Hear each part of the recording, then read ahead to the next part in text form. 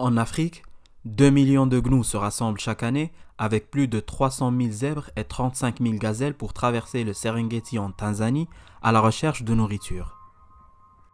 Ce grand cortège est suivi par des meutes de prédateurs affamés qui attendent l'opportunité parfaite pour les abattre. Cette migration impressionnante est devenue une scène classique du safari. Mais le spectacle le plus éblouissant se passe dans le ciel, quand le monde s'arrête pour que la nature fasse sa danse la plus spectaculaire avec la migration des oiseaux.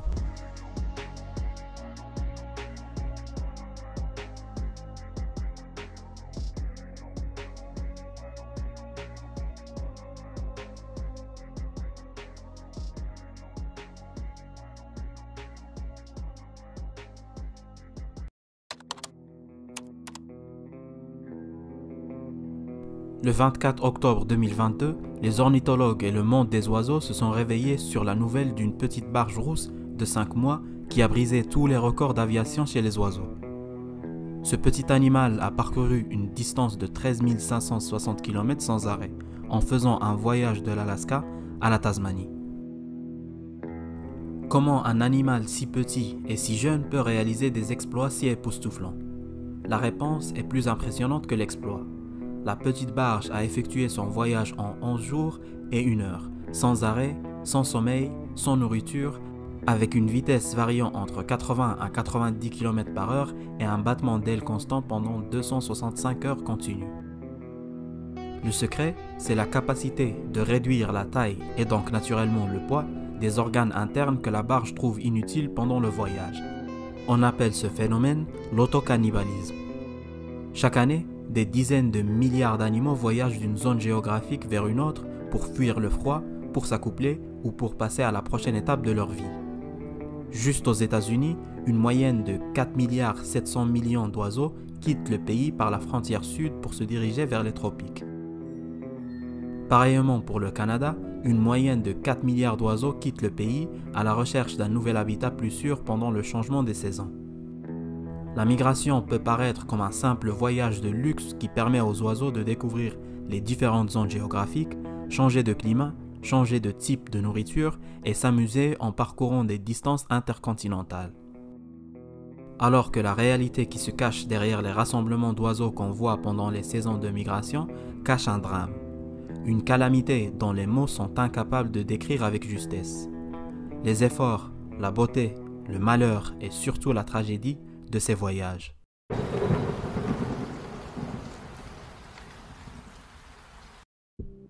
L'Antarctique, le continent le plus froid, le plus sec et le plus venteux de la Terre, avec des températures qui peuvent baisser jusqu'à moins 70 degrés Celsius et une température record de moins 89 degrés Celsius, enregistrée en juillet 1983. Cet endroit n'est peut-être pas très hospitalier pour la vie humaine, mais les merveilles de l'adaptation signifient que les eaux et les terres de l'Antarctique arbitrent plusieurs espèces animales. En effet, 235 espèces considèrent ce désert comme leur milieu naturel. Cette terre où le froid glacial limite en grande partie le développement de la vie oblige les différentes espèces de manchots à passer presque 75% de leur vie en mer et ne reviennent sur Terre que pour se reproduire et élever leurs poussins. Quand l'heure arrive, pendant que la majorité des oiseaux se dirigent vers le nord, les manchots empereurs adultes se dirigent vers les aires de nidification dans des colonies qui se situent à l'intérieur des terres. Ils traversent donc une distance variant entre 120 à 200 km à pied ou sur leur ventre, de la périphérie de la banquise vers l'intérieur des terres.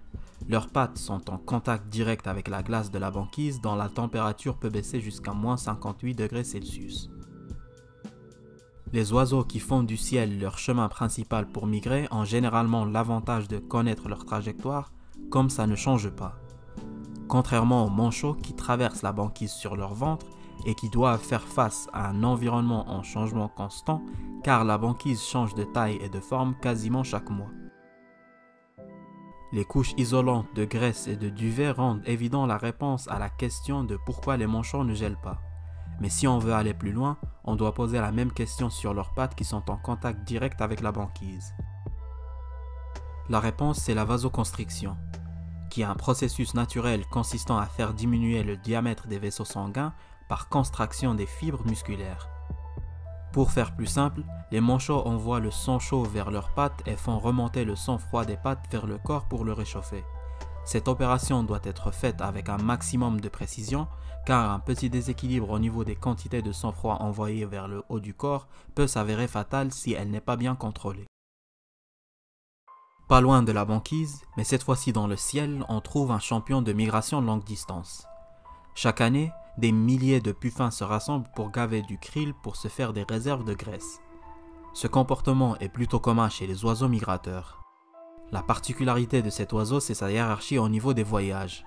Les premiers qui partent sont toujours les petits de plus d'1 an, suivis par les adultes nicheurs, et enfin, les adultes non nicheurs accompagnés des nouveau-nés de l'année. Ils voyagent entre 65 à 74 000 km en traversant entre 500 à 900 km par jour, et parfois même 1000 km par jour quand les conditions sont optimales. Contrairement à plusieurs espèces d'oiseaux, la migration des puffins se fait en solo ou en petits groupes très réduits et très organisés. Le puffin fuligineux est une vraie merveille de la nature. C'est un nageur par excellence capable de plonger jusqu'à 70 mètres pour chercher ses proies.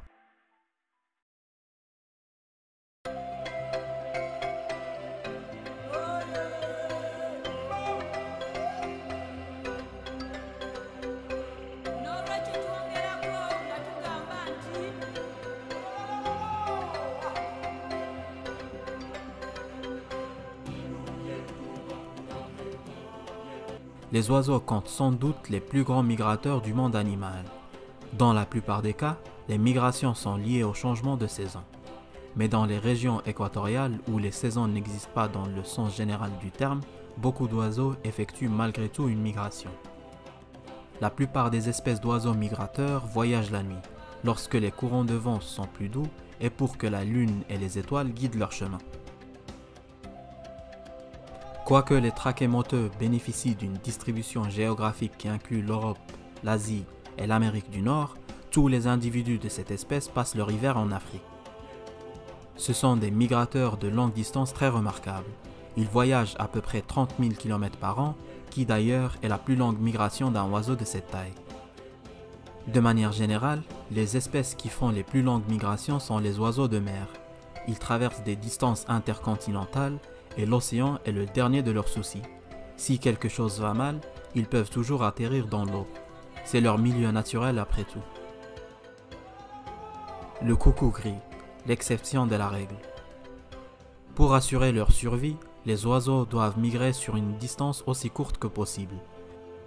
Mais les coucous ont surmonté les coûts de la quantité d'énergie et de temps qu'il faut pour traverser cette distance colossale de 12 000 km, de l'Afrique du Sud à la Mongolie, dont 3 000 km sont parcourus sur l'océan, tout en survivant à tous les dangers en cours de route.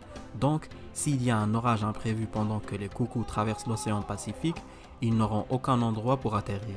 C'est qu'en arrivant en Inde qu'ils auront droit à une pause et à un nouveau stock de nourriture.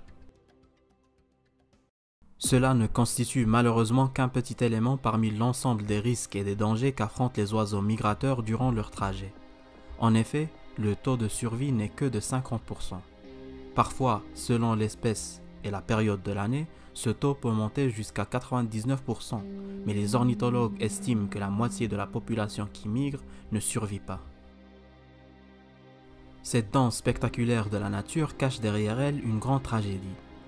La migration demande un effort herculien. Une espèce migratrice augmente son taux métabolique normal de 5 fois ou même plus chez certaines espèces.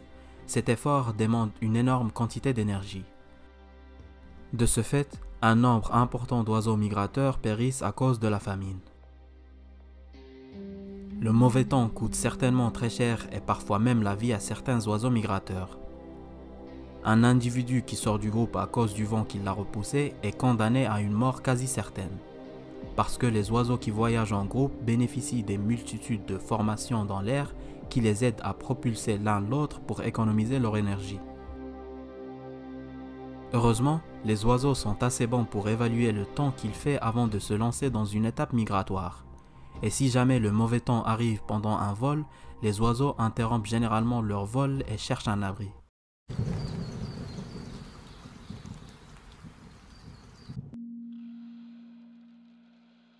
Il y a plus de 150 millions d'années, certaines espèces de grands dinosaures herbivores entreprenaient de longues migrations.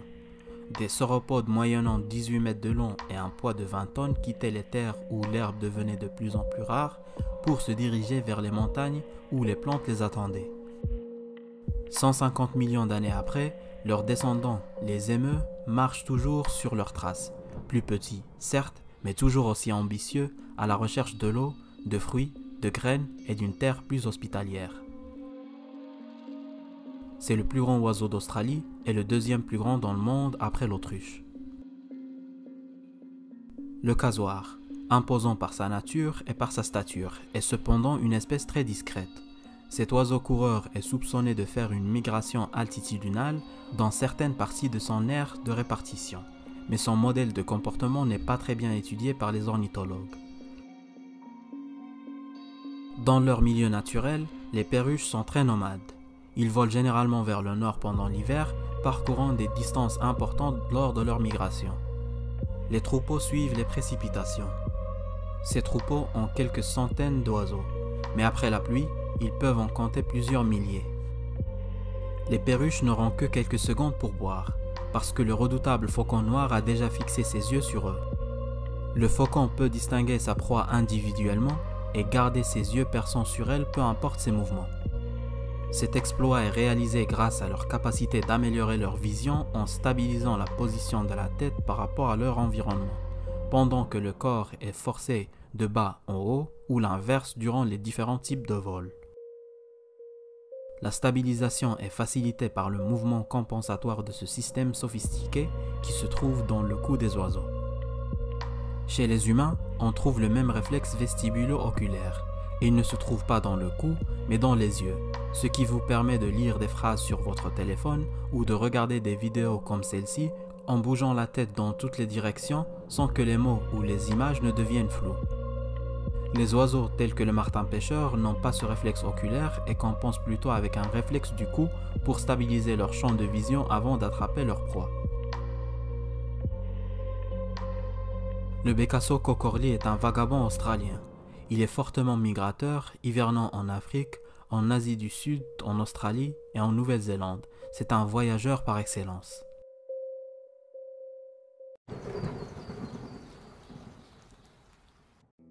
Pour échapper aux rapaces, les oiseaux migrateurs ont commencé à voler progressivement plus haut.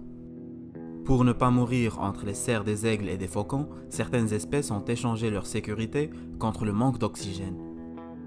Et ils ont lentement développé les moyens nécessaires pour adapter leur corps au climat impitoyable qui accompagne les altitudes insensées dans lesquelles ils volent. Aux altitudes les plus élevées, les températures peuvent baisser jusqu'à moins 60 degrés Celsius. Pour survivre, ces oiseaux ont développé une couche de duvet doux qui agit comme isolant. Mais malgré ce grand sacrifice, les tragédies continuent pour ces animaux. En effet, les collisions des avions avec les oiseaux affectent les engins civils et militaires régulièrement. Juste aux États-Unis, le niveau de dégâts estimé s'élève à 600 millions de dollars de dégâts par an. Ce genre d'accident, qui est toujours mortel pour les oiseaux, ne devient sérieux pour les passagers que lorsque l'oiseau est aspiré par les réacteurs des avions ou lorsqu'il percute le pare-brise. Le montant des coûts s'élève à 1,2 milliard de dollars dans le monde entier. En Asie, on trouve ce qu'on peut considérer les pires conditions de migration pour tous les oiseaux volants. Pour éviter les tempêtes et les moussons de l'hiver qui pourraient mettre fin à leur vie durant la migration, les oies tigrés choisissent une alternative encore plus absurde: traverser la chaîne de montagnes de l'Himalaya. La chaîne de montagnes qui contient 9 sur les 10 sommets les plus hauts du monde, y compris le mont Everest dont l'altitude dépasse les 8840 mètres. Ce chemin est une mort certaine pour quasiment toute autre espèce d'oiseau, sauf pour les grues cendrées qui empruntent un raccourci du même chemin en traversant jusqu'à 5110 km dans de très hautes altitudes pouvant dépasser les 10 km. Et en plus de voler incroyablement haut, les oies tigrées ont le taux de montée le plus rapide de tous les oiseaux. Donc ces oies gagnent le plus d'altitude de tous les oiseaux sur une distance horizontale traversée. Et ce qui rend les exploits de cet oiseau encore plus absurdes, c'est que la partie de la migration qui traverse les Himalayas est faite en un seul coup. Un voyage qui dure 7 heures sans arrêt. Il n'y a littéralement aucun animal documenté capable de réaliser un tel exploit. En plus de ça, l'air dans de telles altitudes est moins dense qu'au niveau de la mer, donc il y a moins d'oxygène à respirer. Cette densité d'air, ou plutôt cette absence de densité, signifie que ces oies doivent battre leurs ailes constamment pour rester dans l'air, avec un effort qui nécessite jusqu'à 20 fois la quantité d'oxygène normale, dans un milieu où la densité de l'air ne représente même pas le quart de ce qu'elle est au niveau de la mer.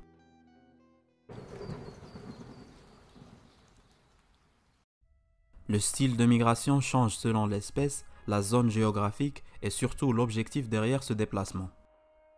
Des individus de la même espèce peuvent être sédentaires, migrateurs partiels ou migrateurs à temps plein. Peut-être le plus grand exemple de ce modèle de comportement complexe en Europe sont les passereaux, à leur tête le chardonneret élégant. Une espèce appartenant à la plus grande famille d'oiseaux sur Terre, comptant plus de 6400 espèces. Autrement dit, plus de la moitié des espèces d'oiseaux de la planète, de la mésange pygmée de Java qui est le passereau le plus petit, au corbeau qui est le plus gros de cette famille. Le chardonneret niche dans quasiment toute l'Europe, sauf dans les pays scandinaves et l'Europe de l'Ouest. Ces déplacements sont erratiques et se font en petits groupes assez denses. Certains individus choisissent d'hiverner, d'autres de migrer vers le sud. Pourquoi certains oiseaux migrent et d'autres non est au centre d'un domaine de recherche très complexe et très actif. Trouver de la nourriture et fuir le froid sont généralement considérés comme les principaux moteurs. Des motivations supplémentaires pourraient inclure le fait de réduire l'exposition aux prédateurs et aux parasites, en particulier pendant la saison de reproduction. Les plus courageux des chardonnerets entreprennent un voyage de plus de 2000 km, traversant des dizaines de kilomètres par jour, voire même des centaines de kilomètres lorsqu'ils traversent la Méditerranée. Ça peut arriver aux chardonnerets de se mélanger avec d'autres espèces d'oiseaux, comme les mésanges et les moineaux, et aussi avec le meilleur danseur du ciel et de très loin, les tourneaux. Des passereaux originaires d'Europe, d'Asie et d'Afrique qui ont conquis quasiment toute la planète. Et s'ils continuent dans cette lancée, leur histoire ressemblera peut-être un jour à celle du moineau. Un autre exemple de comportement erratique pendant la saison de migration. Les tourneaux se déplacent en groupes de plusieurs centaines de milliers venant du nord et allant vers le sud. La spécialité de les tourneaux sont ces chorégraphies en groupe qu'on appelle les murmurations. Parfois, ils sont des dizaines de milliers à rejoindre le spectacle, ils arrivent à coordonner tous leurs mouvements sans se toucher ou se heurter les uns aux autres. Pendant leur déplacement, les étourneaux doivent parfois faire face à l'animal le plus rapide au monde, le faucon pèlerin qui peut largement dépasser les 300 km en piqué avec une vitesse record de 396 km/h. Les étourneaux murmurent dans les airs, une chorégraphie synchronisée parfaitement qui rend très dur, même pour l'un des meilleurs chasseurs du règne animal, d'attraper une seule proie parmi les dizaines de milliers d'oiseaux volant devant lui, sachant que son taux de réussite dans la chasse normale est de 50%. Plus haut en Europe, on trouve d'autres passereaux migrateurs qui ont trouvé un moyen pour faire face aux prédateurs qui essaient d'intercepter leur chemin. Les grives licornes. Elles attaquent leurs prédateurs en groupe et défèquent sur eux pour les alourdir et les faire tomber.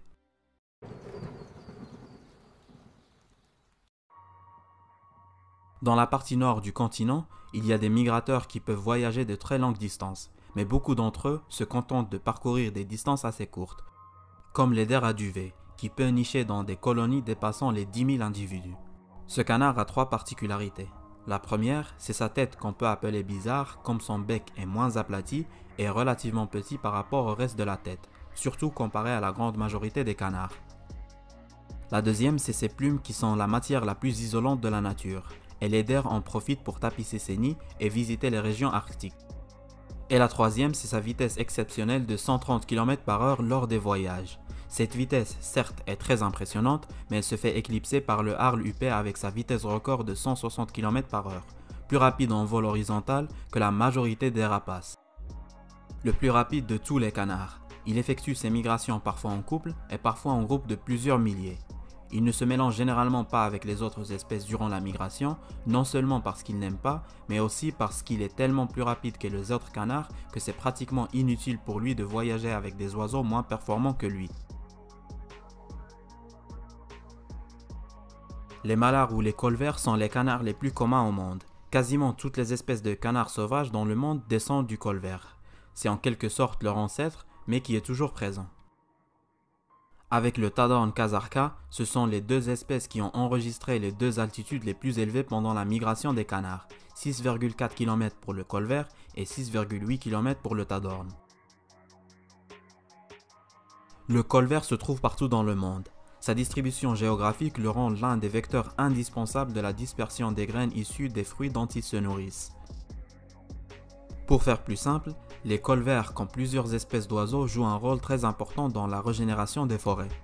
Certaines graines sont incapables de donner naissance aux plantes lorsqu'elles sont plantées si elles ne passent pas par le tube digestif des colverts ou autres espèces à cet égard.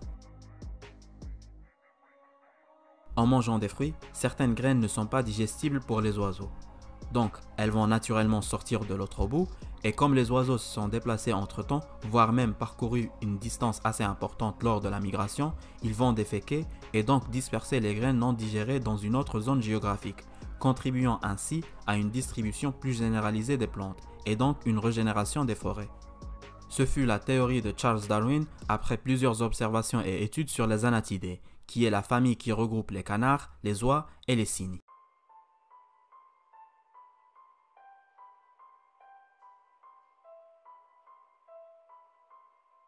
On ne peut pas parler de la migration des oiseaux sans mentionner la sterne arctique.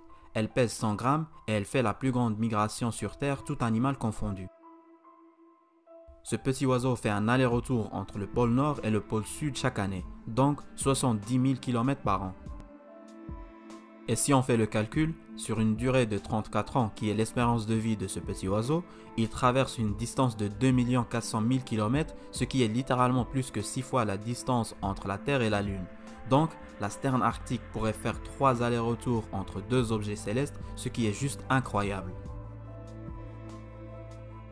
En comparaison, l'être humain qui vit plus de 2 fois plus longtemps qu'une sterne ne traverse que 170 000 km dans sa vie, ce que la sterne peut faire en 2 ans et demi. Les 2/3 des espèces migratrices voyagent la nuit pour éviter les prédateurs et naviguer par les étoiles. Malheureusement, la pollution lumineuse rend la migration nocturne dangereuse pour les oiseaux. En effet, les lumières des villes peuvent brouiller les routes migratoires des oiseaux, altérant parfois leur trajectoire et les conduisant vers la mauvaise destination. Ou pire encore, augmenter de façon inutile la durée des trajets qui sont déjà très difficiles. Les oiseaux sont très différents des autres animaux. Ils sont caractérisés par des plumes, des mâchoires à bec édenté, la ponte des œufs à coquille dure, un taux métabolique élevé, un cœur à 4 chambres et un squelette solide mais très léger. Cette combinaison les rend des animaux exceptionnels dans tous les sens du terme, capables de réaliser des exploits vertigineux. Les oiseaux sont le symbole de la paix, du travail dur et de la liberté.